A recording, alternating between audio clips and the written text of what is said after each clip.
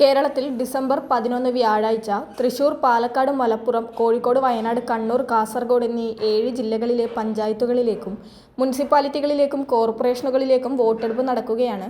Vote ചെയ്യുന്നതുമായി ബന്ധപ്പെട്ട് നിങ്ങൾ അറിഞ്ഞിരിക്കേണ്ട കാര്യങ്ങളും എങ്ങനെയാണ് വോട്ട് ചെയ്യുന്നതുമുള്ള വിവരങ്ങളാണ് ഈ വീഡിയോ വഴി ഷെയർ ചെയ്യുന്നത്. വീഡിയോ ലൈക്ക് ചെയ്യുവാനും സുഹൃത്തുക്കളിലേക്കും ഗ്രൂപ്പുകളിലേക്കും ഷെയർ ചെയ്യുവാനും മറക്കാതിരിക്കുക. തൃശൂർ മുതൽ കാസർഗോഡ് വരെയുള്ള 7 ജില്ലകളിൽ വ്യാഴാഴ്ച നടക്കുന്ന വോട്ടെടുപ്പിൻ്റെ നടപടിക്രമങ്ങൾ ഇങ്ങനെയാണ്. പോളിംഗ് ബൂത്തിലെത്തിയാൽ ക്യൂ പാലിക്കുക. ബൂത്ത് ലെവൽ ഓഫീസർമാരും അല്ലെങ്കിൽ രാഷ്ട്രീയ പാർട്ടിക്കാരും വോട്ടർമാർക്ക് നൽകുന്ന ബൂത്ത് നമ്പറും ക്രമനമ്പറും ഉൾപ്പെട്ട സ്ലിപ്പ് വെള്ള നിറമായിരിക്കണം. പാർട്ടി ചിഹ്നങ്ങളോ സ്ഥാനാർത്ഥി വിവരങ്ങളോ സ്ലിപ്പിൽ ഉണ്ടാകുവാൻ പാടില്ല. വോട്ടർ പോളിംഗ് ബൂത്തിൽ പ്രവേശിച്ചു കഴിഞ്ഞാൽ അവരുടെ തിരിച്ചറിയൽ രേഖയും വോട്ടർ പട്ടികയിലെ പേര് വിവരങ്ങളും പോളിംഗ് ഉദ്യോഗസ്ഥൻ പരിശോധിക്കും. കേന്ദ്ര തിരഞ്ഞെടുപ്പ് കമ്മീഷൻ നൽകിയിട്ടുള്ള വോട്ടർ തിരിച്ചറിയൽ കാർഡ്, സംസ്ഥാനത്തെ തിരഞ്ഞെടുപ്പ് കമ്മീഷൻ നൽകിയിട്ടുള്ള voter slip, passport, driving licence, PAN card, Aadhaar card, photo പതിച്ച SSLC സർട്ടിഫിക്കറ്റോ ബുക്കോ, ഏതെങ്കിലും ദേശസാൽകൃത ബാങ്കിൽ നിന്നും തിരഞ്ഞെടുപ്പ് തീയതിക്ക് 6 മാസ കാലയളവിന് മുൻപ് വരെ നൽകിയിട്ടുള്ള ഫോട്ടോ പതിച്ച പാസ്ബുക്ക് എന്നിവയിൽ ഏതെങ്കിലും ഒരെണ്ണം തിരിച്ചറിയൽ രേഖയായി കാണിച്ചാൽ മതി.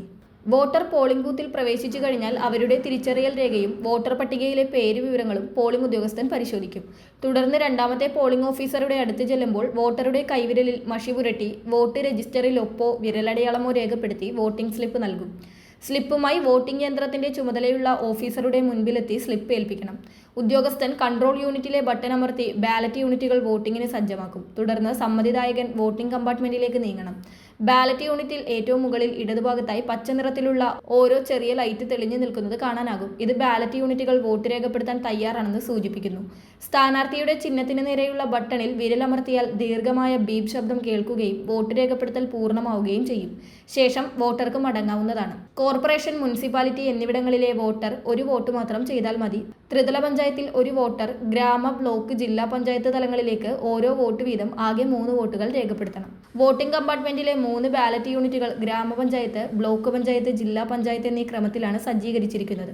ആദ്യത്തെ ബാലറ്റ് യൂണിറ്റിൽ ഗ്രാമപഞ്ചായത്തിലെ സ്ഥാനാർത്ഥികളുടെ പേരും ചിഹ്നവും അടങ്ങുന്ന വെള്ള നിറത്തിലുള്ള ലേബലും, രണ്ടാമത്തെ ബ്ലോക്ക് തലത്തിലേക്കുള്ള ബാലറ്റ് യൂണിറ്റിൽ പിങ്ക് നിറത്തിലുള്ള ലേബലും, ജില്ലാ തലത്തിലേക്കുള്ള ബാലറ്റ് യൂണിറ്റിൽ ഇളം നീല നിറത്തിലുള്ള ലേബലുമാണ് പതിച്ചിരിക്കുന്നത്. ഇത്തരത്തിൽ 3 തലത്തിലേക്കുമുള്ള ബാലറ്റ് യൂണിറ്റുകളിലും ക്രമമായി വോട്ട് രേഖപ്പെടുത്തി കഴിയുമ്പോൾ ഒരു നീണ്ട ബീപ് ശബ്ദം കേട്ട് വോട്ട് രേഖപ്പെടുത്തൽ പൂർണ്ണമാകും.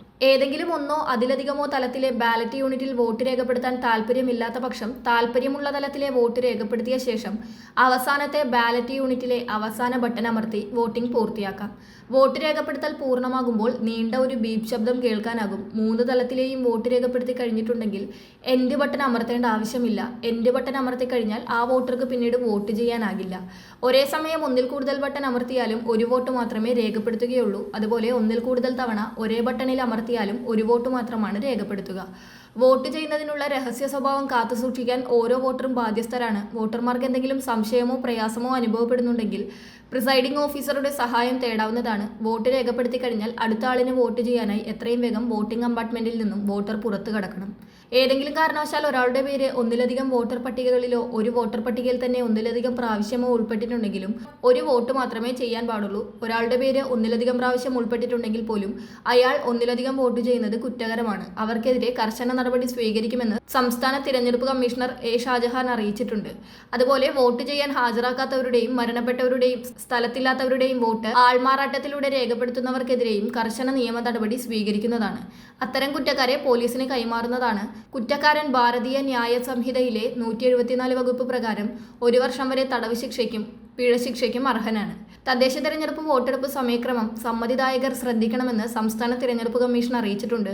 രാവിലെ 7 മുതൽ വൈകിട്ട് 6 വരെയാണ് വോട്ടെടുപ്പ്. വൈകുന്നേരം 6 വരെ പോളിംഗ് സ്റ്റേഷനിൽ വോട്ട് ചെയ്യാനെത്തിയ മുഴുവൻ പേർക്കും വോട്ട് ചെയ്യാൻ അവസരം നൽകും. വോട്ടെടുപ്പ് അവസാനിപ്പിക്കാൻ നിശ്ചയിച്ച സമയത്തിന് പോളിംഗ് സ്റ്റേഷനിൽ ക്യൂവിൽ നിൽക്കുന്ന എല്ലാവരെയും വോട്ട് ചെയ്യാൻ അനുവദിക്കും. ഇവർക്ക് പ്രിസൈഡിംഗ് ഓഫീസർ ഒപ്പിട്ട സ്ലിപ്പ് നൽകും. ഏറ്റവും അവസാനത്തെ ആൾക്ക് 1 എന്ന ക്രമത്തിലാണ് സ്ലിപ്പ് നൽകുക. വോട്ടെടുപ്പ് അവസാനിപ്പിക്കുന്നതിനുള്ള സമയം കഴിഞ്ഞാലും ക്യൂവിലുള്ള സമ്മതിദായകർ എല്ലാവരും വോട്ട് ചെയ്ത് കഴിയുന്നതുവരെ വോട്ടെടുപ്പ് തുടരും. തദ്ദേശ തെരഞ്ഞെടുപ്പിനുള്ള വോട്ടിംഗ് മെഷീനിൽ നോട്ട രേഖപ്പെടുത്തുവാൻ കഴിയില്ല. അതുപോലെ VVPAT മെഷീൻ ഉണ്ടാകില്ല. വളരെ പ്രധാനപ്പെട്ട ഈ ഒരു ഇൻഫർമേഷൻ മറ്റുള്ളവർക്ക് കൂടി ഷെയർ ചെയ്യുക.